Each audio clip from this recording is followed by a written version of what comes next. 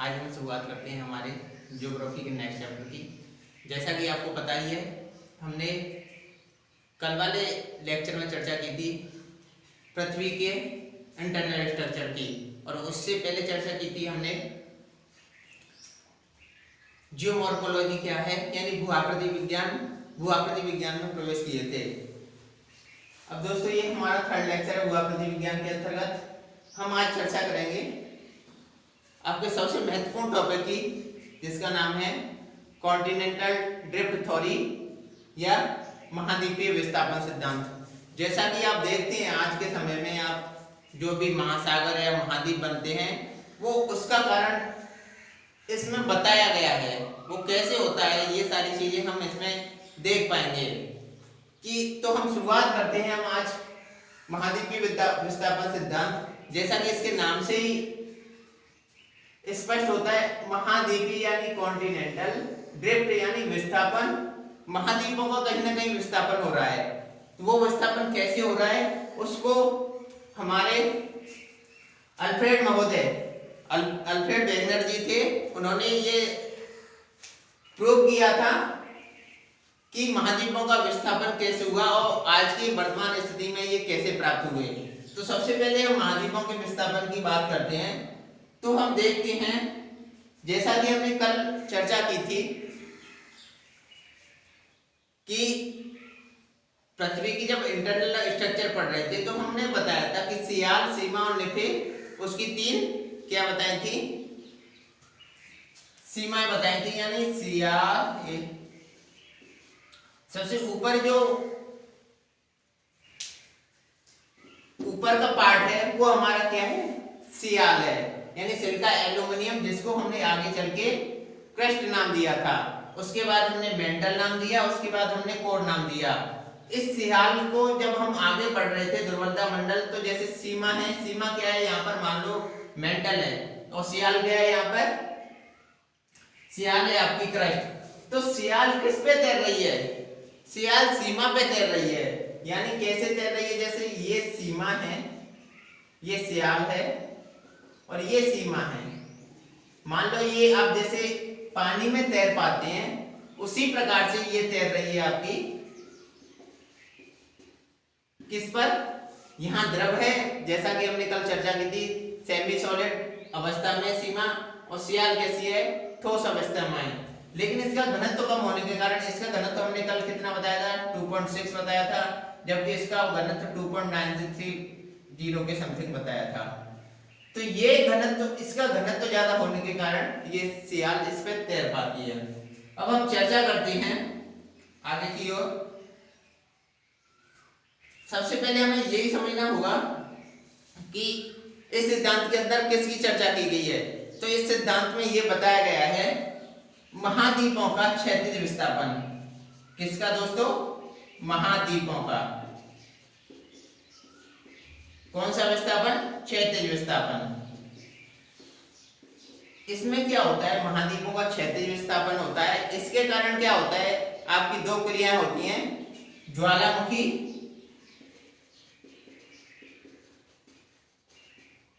और आपकी क्या होती है, दूसरी प्रक्रिया होती है विवर्तनिक परिवर्तन, जिसको भूकंप के नाम से जानते हैं।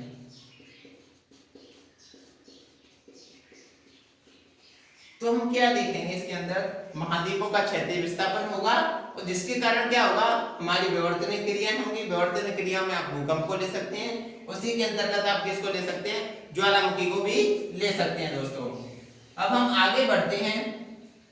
जैसा कि हमने सबसे पहला लेक्चर मेरा हुआ था, जो कि हाथ से बनाया हुआ था, उसमें मैंने आपको बताया था हमारी ज्योग्राफिकल टाइम स्केल। तो ज्योग्राफिकल टाइम स्केल, हो सकता है आपने वो लेक्चर नहीं देखा हो, आप हमारा ये फर्स्ट लेक्चर देख रहे हो, तो आप सबसे पहले हमारा ये वाला लेक्चर देख सकते हैं कि ज्योग्राफिकल टाइम स्केल है, या फिर कहीं से भी आप जैसे जो ये लेक्चर देख के कि ज्योग्राफिकल टाइम स्केल क्या है या आप जानती हो, तो सबसे पहले हम इसमें जाते हैं प्रीवियस टाइम में न जाके, जैसे कैम्ब्रियन, प्री कैम्ब्रियन में न जाके हम सीधा पहुंचते हैं कार्बोनिफेरस पीरियड में। तो दोस्तों, कार्बोनिफेरस पीरियड था हमारा लगभग 300 मिलियन वर्ष पूर्व। 300 मिलियन वर्ष पूर्व में आज की जो पृथ्वी देखते हैं, तो आज की हमारी पृथ्वी थी जैसे अब चर्चा करते हैं। पहले पृथ्वी थी, मान लो ये पृथ्वी है हमारी। इस पृथ्वी में क्या था आपका, इस प्रकार से एक खंड था। ये खंड था, इसको कार्बोनिफेरस में हमने क्या नाम दिया था, इसका नाम दिया था हमने पेंजिया।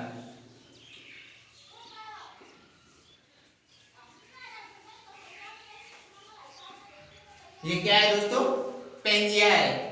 इसके बाद हम आगे बढ़ते हैं। आगे की क्या करेंगे, जैसे कार्बोनिफेरस में 300 मिलियन फुट में ये क्या था, पेंजिया था। आगे चल के जुरासिक पीरियड में क्या हुआ था, जुरासिक पीरियड में आपका इसी पेंजिया का, मान लो अभी सामान्य भाषा में समझिए आप। पहले आप एक पत्थर का टुकड़ा लेते हैं, उस पत्थर के टुकड़े को आप हाइपोथेटिकली क्या मान सकते हैं, पेंजिया मान सकते हैं।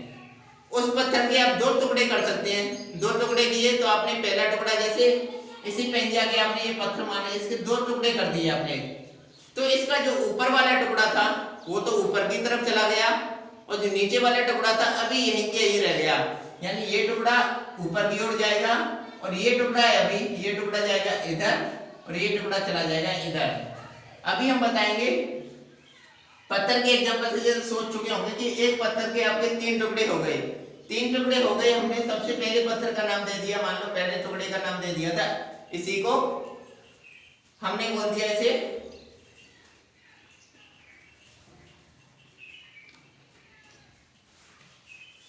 लॉरेंसिया या अंगारा लैंड।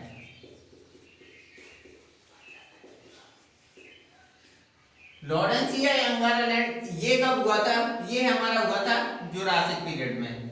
ये क्यों हुआ था, जब हमारा पेंजिया था, तो पेंजिया मान लो यहाँ अवस्थित था, लगभग विषुवत रेखा के नीचे अवस्थित था। तो ये इसमें जो गति हो रही थी, इसकी गति में क्या था, जैसे पृथ्वी पश्चिम से पूर्व घूम रही है, तो उसमें क्या हुआ था, इसका जो, जब हमने सबसे पहले चर्चा की थी, इसकी त्रिज्या क्या थी, कम हो गई थी। कम हो गई थी, कोणीय संवेग बढ़ गया, पृथ्वी की एकदम से स्पीड बढ़ी। ये त्रिज्या कम होने के कारण इसने क्या किया, इसका गुरुत्वाकर्षण या ग्रेविटेशनल फोर्स ने क्या किया, गुरुत्वाकर्षण बल ने इसको अपनी तरफ खींचा। मान लो आप कैसे देख सकते हैं, आप नीचे से कोई फोर्स खींच रहा हो, नीचे से फोर्स ने खींचा ऊपर की ओर, तो इसके कारण क्या हुआ था, ये अंगारा लैंड था, अंगारा लैंड ऊपर की तरफ चला गया दोस्तों। अब हम बात करते हैं नीचे की ओर। नीचे क्या था आपका, ये वाला पार्ट बचा था, इसको पूरे पार्ट को हमने बोल दिया था गोंडवाना लैंड।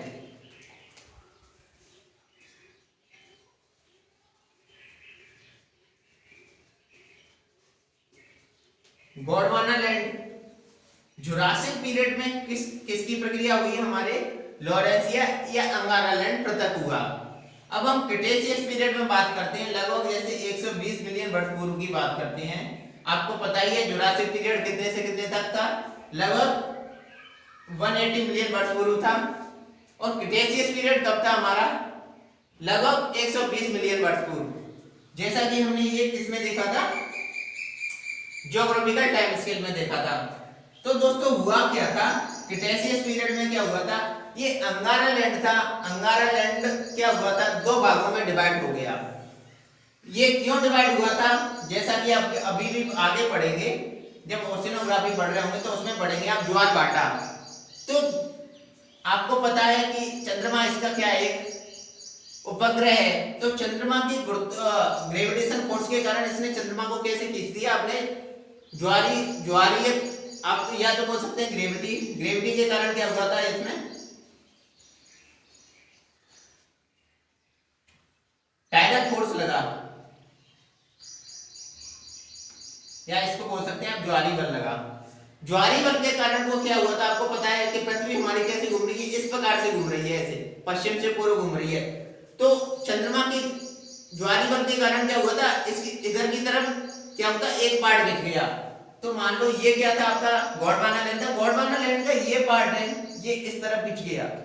यही पार्ट आप आगे चल के क्या बना आपका, ये पार्ट बनेगा आपका दक्षिण अमेरिका वाला पार्ट। और इस पार्ट में से अभी जो पार्ट है हमारा, इसमें से आपके बनेंगे भारत है, ऑस्ट्रेलिया है, और इसके अलावा जो भी अन्य छोटे छोटे द्वीप हैं वो भी इसी से बनेंगे दोस्तों। तो हमने इसमें क्या देखा था, जब भी क्या हो रहा था, जैसे इसका पार्ट है, ये पार्ट ऊपर चला गया, ये कब चला गया था आपका जुरासिक पीरियड में। गोंडवाना लैंड तक कब हुआ था आपका क्रिटेशियस पीरियड में, यानी 120 मिलियन वर्ष पूर्व। तो इस प्रकार से आपने देखा कि इसमें किस किस बल ने काम किया और कैसे कैसे हमारे गोंडवाना लैंड और अंगारा लैंड पृथक हुए। तो दोस्तों अभी हम आगे बढ़ते हैं, आपको यहाँ सामान्य भाषा में मैं समझाता हूँ। ये क्या था, हमारा एक पार्ट था, ये आप इसको एक पत्थर मान सकते हैं, कोई भी बॉडी मान सकते हैं। इसका पृथक यहाँ से डिवाइड हुआ, ये इसका ग्रेविटी के कारण ऊपर वाला पार्ट ऊपर चला गया, जिसको आपने अंगारा लैंड नाम दिया। नीचे वाला पार्ट क्या था, मून के टाइडल फोर्स के कारण ये इधर गया और ये इधर गया। ये कौन सा पार्ट था आपका, गोंडवाना लैंड। गोंडवाना लैंड जब ये दोनों पार्ट पृथक हो गए तो इसके बीच में क्या एक द्रोणी बनी, बहुत बड़ी द्रोणी बनी। ये द्रोणी को नाम दिया आपने थेसिस सागर।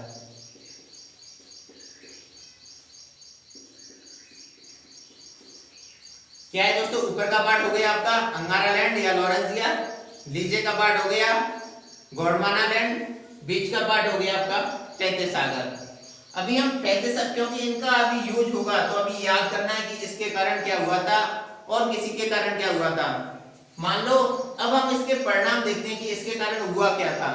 तो हम सबसे पहले देखते हैं कि अंगारा लैंड जब ऊपर गया था हमारा, तो अंगारा लैंड के कारण क्या हुआ था, अंगारा लैंड जैसे यहाँ पर जा रहा है ऊपर, ये 0 डिग्री अब यह मान सकते हैं आप। अंगारा लैंड ऊपर जाने के कारण क्या हुआ था, फिर जैसे पृथ्वी आपको पता ही है कि पूर्व से पश्चिम घूम रही है, पश्चिम से पूर्व घूम रही है। तो इसका जैसे अंगारा लैंड का पार्ट आगे गया, ये अंगारा लैंड से यही पार्ट पृथक होके एक पार्ट इधर आ गया, इससे आपका उत्तर अमेरिका बना। उत्तर अमेरिका जब बनेगा तो उत्तर अमेरिका क्या करेगा, यहाँ से जब यहाँ से घर्षण होगा, इधर की तरफ चलेगा तो घर्षण होगा। इसमें घर्षण के कारण जब हम चर्चा कब कर रहे थे, उत्तर अमेरिका की, किसको पढ़ रहे थे हम, भौतिक मानचित्र को पढ़ रहे थे। तो हमने रॉकीज पर्वत की बात की थी। तो ये रॉकीज पर्वत यहाँ से घर्षण हुआ, यानी ये इधर की तरफ बढ़ रहे हैं। मान लो एक तरफ से आप जैसे पानी को ऐसे हटाते हैं, पानी को ऐसे हटाते हैं, तो पानी की क्या है, वहां एकदम से दीवार सी बन जाती है। तो वही दीवार तो है, यहाँ रॉकीज पर्वत बन गया इसके घर्षण। और इसको अच्छी तरह से आप जैसे संवहनी धारा तरंग सिद्धांत पढ़ेंगे, संवहनी धारा सिद्धांत पढ़ेंगे आर्थर होम्स का, उसमें और अच्छी तरह से आप इसको समझ पाएंगे। ये बना। अब नीचे वाला फोर्स क्या हुआ था, नीचे वाले मान लो हमने जैसे इसे गोंडवाना लैंड नाम दिया था, गोंडवाना लैंड से ये वाला पार्ट पृथक हुआ हमारा। ये क्या था, हमारा दक्षिण अमेरिका था। और ये वाला हमारा पार्ट क्या था, भारत और ऑस्ट्रेलिया वाला पार्ट था। इसी में से पृथक होंगे। ये वाला पार्ट बना था, ये वाला पार्ट भी पश्चिम की ओर गया। तो इसमें क्या बना था दोस्तों, इसमें भी एंडीज पर्वत का निर्माण हो गया, सेम उसी प्रकार से जिस प्रकार से रॉकीज पर्वत का निर्माण हुआ था। ये कौन कह रहे हैं, आपके वेगनर महोदय कह रहे हैं। अभी देखो दोस्तों, ये हुआ। अभी ये वाला पार्ट ऊपर गया, पूरा पार्ट। इसके कारण क्या हुआ था, हमारे आज के देखते हैं हिमालय और आल्प्स जैसे पर्वत बने। हिमालय आल्प्स किससे बने हमारे, क्योंकि अब कल हमने बताया था जब जियोमॉर्फोलॉजी पढ़ रहे थे माउंटेन बिल्डिंग में, ये हमने किसमें फोल्डिंग प्रक्रिया के अंतर्गत बताया था। क्योंकि जब दो पार्ट हैं, दो पार्ट के मध्य ये क्या है कि द्रोणी है, द्रोणी में क्या लगा, दोनों तरफ से जैसे बल लगा तो क्या हुआ, संपीड़नात्मक, उस बल को हमने क्या नाम दिया, संपीड़नात्मक बल दिया। संपीड़नात्मक बल के कारण क्या हुआ था, इसके अवसाद थे वो ऊपर की तरफ उठ गए, क्योंकि ये सॉफ्ट थे, ये दोनों हार्ड पार्ट थे, ये अवसाद उठ गए। तो इसी का नाम हमने क्या दिया, हिमालय और आल्प्स जैसे पर्वतों का निर्माण हो गया। तो दोस्तों ये तो रहा था हमारा पेंजिया। पेंजिया के बाद आपने किसकी चर्चा की थी, अंगारा लैंड की। अंगारा लैंड के बाद आपने गोंडवाना लैंड की चर्चा की थी। गोंडवाना लैंड से हमने पृथक हुए पार्ट की चर्चा की थी और इसका पीरियड भी देखा कि ये किस किस पीरियड में हुआ था। दोस्तों अब हम आगे बढ़ते हैं।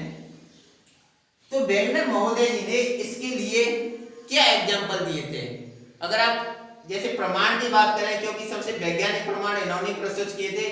हालांकि जैसा कि अगर आपने और भी पढ़ा होगा कॉन्टिनेंटल ड्रिफ्ट थ्योरी के बारे में, तो आपने उससे पहले टेलर के बारे में भी जाना होगा। टेलर ने भी इससे पहले क्या इस सिद्धांत को प्रतिपादित कर दिया था। बेकन के बारे में भी जाना होगा, बेकन जी ने भी इस सिद्धांत को प्रतिपादित किया था। लेकिन सबसे जो वैज्ञानिक साक्ष्य थे वो किसने, आपके अल्फ्रेड वेगनर ने उपलब्ध कराए थे। तो अब हम वो साक्ष्यों की बात करते हैं। वो साक्ष्य कौन से थे हमारे, तो वही प्रमाण है, ये एविडेंस है, इनकी हम बात करते हैं। इन्होंने बताया था कि जब हम चर्चा करते हैं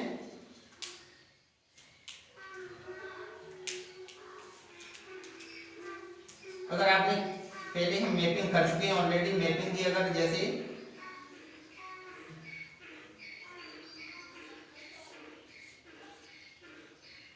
इसकी चर्चा की थी हमने,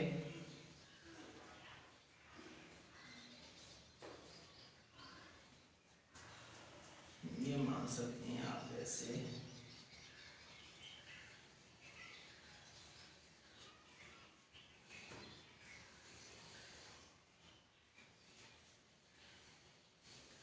ये वाली आकृति।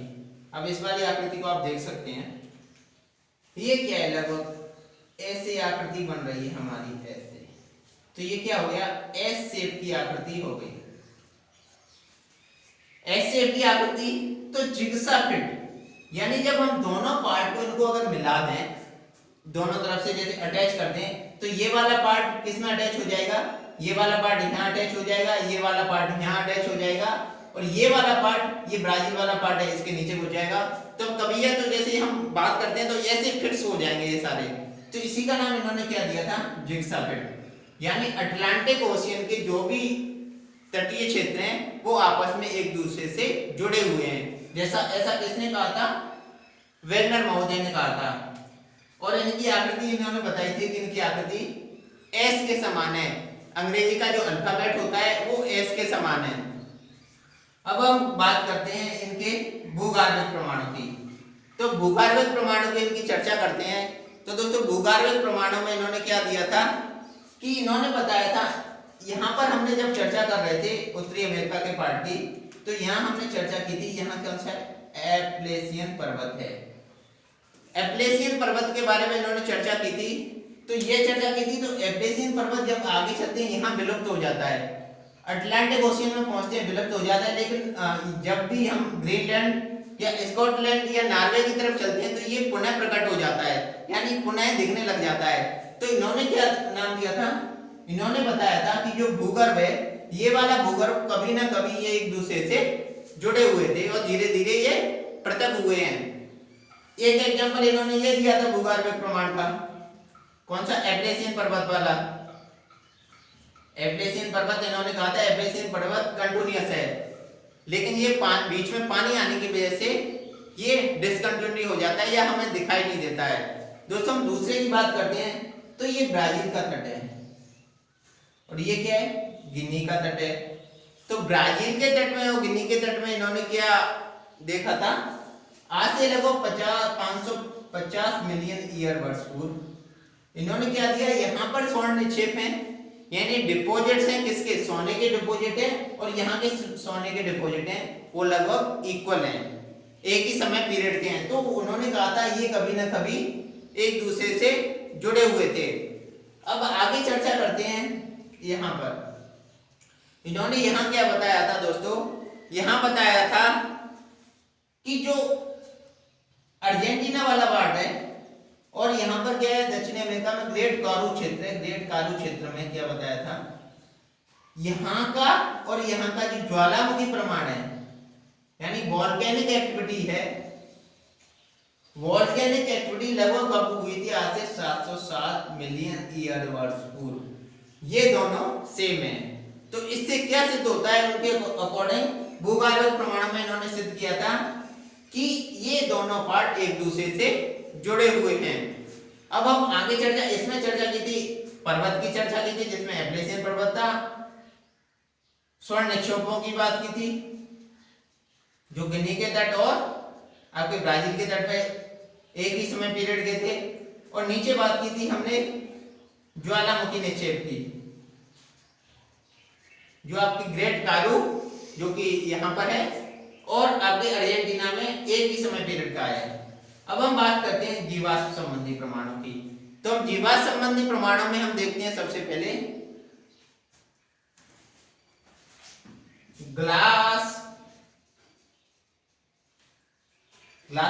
ग्लासटोटोरिस,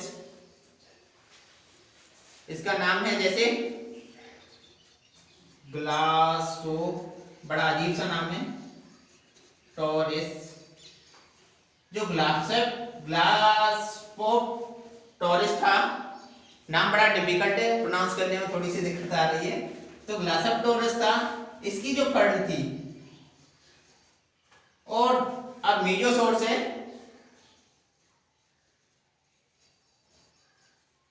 ये दोनों हमारे लगभग यहां पर गोंडवाना लैंड के जितने भी पार्ट थे उन सभी पार्टों में ये चीज मिल चुकी है। तो इससे क्या प्रूफ होता है कि ये कभी ना कभी एक दूसरे से जुड़े हुए थे। इसके साथ ही आप मार्सुपियल देखते हैं,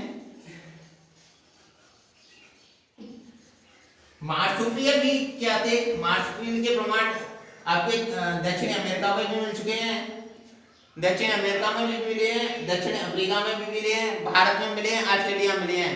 इस प्रकार से इन्होंने क्या सिद्ध किया था कि जो जीवाश्म प्रमाण है, जिसमें कि आपने ग्लासोटोरिस फर्न को देखा, मीजोसोर्स को देखा और मार्सुपियल को देखा, ये दोनों कहाँ हैं, एक दूसरे में, यानी सभी महाद्वीपों में मिलते हैं, ये सभी जगह मिले हुए हैं। तो इसका मतलब क्या हुआ कि ये कभी ना कभी सभी संयुक्त थे। अभी हम बात करते हैं जैविक प्रमाणों की। तो जैविक प्रमाणों में हम देखते हैं दोस्तों, जैविक प्रमाणों में एक लेमिंग को देखते हैं। लेमिंग एक क्या है, यहाँ पर नॉर्वे है, जैसा कि हमने कब देख चुके हैं इसको,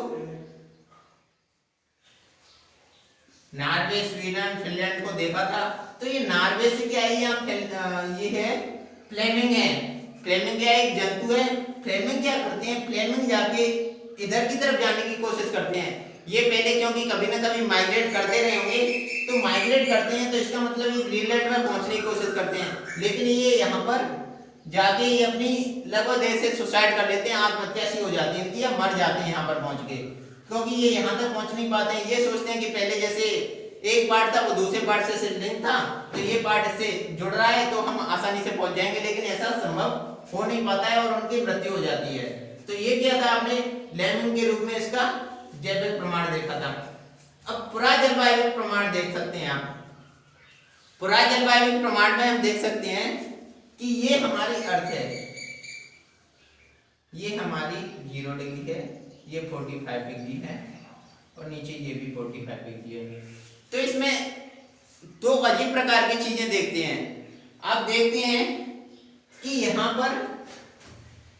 पर क्या है, हिमानियों के निक्षेप हैं। हिमानी निक्षेप जैसे आप कह सकते हैं, हिमोड़ यहाँ पर प्राप्त होते हैं। और हिमोड़ कब प्राप्त हो सकते हैं, जब यहाँ बर्फ जमी हो। जैसा कि आप अभी देख सकते हैं ये विषुवत रेखा पर अभी ताप और दाब सब बहुत ज्यादा अधिक होता है। जब ताप और दाब अधिक होगा तो दोस्तों होगा क्या कि यहाँ पर तो बर्फ का जमना संभव ही नहीं है, फिर हिमोड़ कहाँ से आ सकते हैं। तो जो हिम के निक्षेप या ध्रुवीय निक्षेप यहाँ मिलना संभव नहीं है, लेकिन यहाँ मिलते हैं। दूसरा है जैसे 45 डिग्री नॉर्थ जाते हैं या 45 डिग्री साउथ जाते हैं। तो 45 डिग्री नॉर्थ में हम क्या देखते हैं दोस्तों, 45 डिग्री नॉर्थ में हम देखते हैं यहाँ पर क्या है कि कोल डिपॉजिट है, यानी कोयले के निक्षेप हैं। तो कोयले के निक्षेपों में हम क्या देखते हैं कि यहाँ पर कोल निक्षेप कैसे संबंधित हैं। जैसा कि अब कभी आपने कोयला पढ़ा होगा या कोयला कैसे बनता है इसके बारे में पढ़ा होगा, तो आप कभी जान सकते हैं कोल निक्षेप में क्या था, ये कहाँ बनते हैं, जब हाई प्रेशर और हाई टेम्परेचर होता है।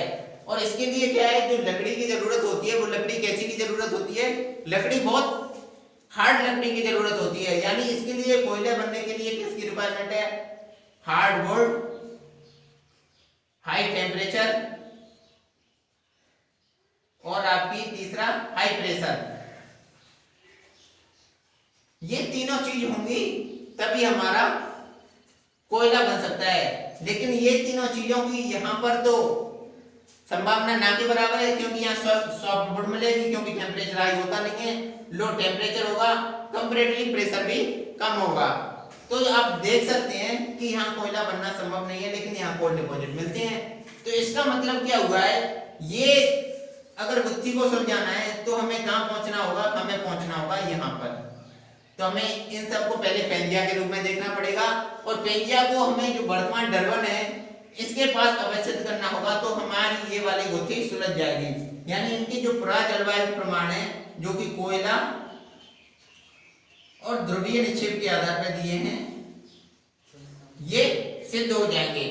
इस प्रकार से क्या हुआ दोस्तों, हमारा वेंगर ने ये प्रूव कर दिया कि आज की जो हम स्थिति देखते हैं, आज की स्थिति कैसी है कि पहले क्या था हमारा, पहले पेंजिया था, और आज क्या देखते हैं, आज अलग अलग महाद्वीप देखते हैं, अलग अलग पर्वत देखते हैं। ये सारी चीजें कब संभव हुई, जब वर्तमान का एक ही पार्ट हमारे भिन्न भिन्न पार्टों में अलग हुआ, और ये ही पार्ट हमारा अलग अलग भागों में विभाजित हो गया, जिसके कारण हमारा महाद्वीप और महासागर बने, और उसके अलावा क्या बना था हमारा,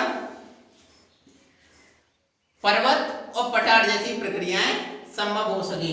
तो दोस्तों हमने इस वीडियो में क्या जाना कि हमने जाना कि महाद्वीपीय विस्थापन सिद्धांत वेंगर महोदय ने किस प्रकार से प्रूव किया था। अब हम आगे चर्चा करेंगे, इसी के बाद जो आगे का चर्चा करेंगे संवहनीय तरंग सिद्धांत को पढ़ेंगे। संवहनीय तरंग सिद्धांत में हम क्या देखते हैं कि संवहनीय तरंग सिद्धांत में इसी का अपडेट वर्जन वहां पर दिखाया गया है, उसी पे आप समझ पाओगे। ये हमारा ऊपरी स्ट्रक्चर है, अगर हम ऊपरी स्ट्रक्चर को जानेंगे तो हम महाद्वीपीय विस्थापन देखेंगे, लेकिन ये किसके कारण उत्पन्न हो रहा है, तो इसकी इंटरनल स्ट्रक्चर को जब हम देखते हैं कि ये महाद्वीपीय तरंग सिद्धांत या संवहनीय तरंग सिद्धांत जो कि आर्थर होम्स जी ने दिया था, वो क्या था, उसके आधार पे आप इसको और अच्छी तरह से समझ पाएंगे। तो दोस्तों ये लेक्चर आपको बहुत जरूरी है। इसके बाद जो आने वाले 2 या 3 लेक्चर हैं आप किसमें देखेंगे, संवहनीय तरंग सिद्धांत और प्लेट विवर्तनिक सिद्धांत देखेंगे। उसी के आधार पे आप इसको अच्छी तरह से समझ पाएंगे, और आगे आने वाले जो भी लेक्चर हैं, यानी जैसे भूकंप है, ज्वालामुखी है, उनको आप इसी के आधार पे ही अच्छी तरह से समझ पाएंगे। दोस्तों इस वीडियो में केवल दोस्तों इतना ही,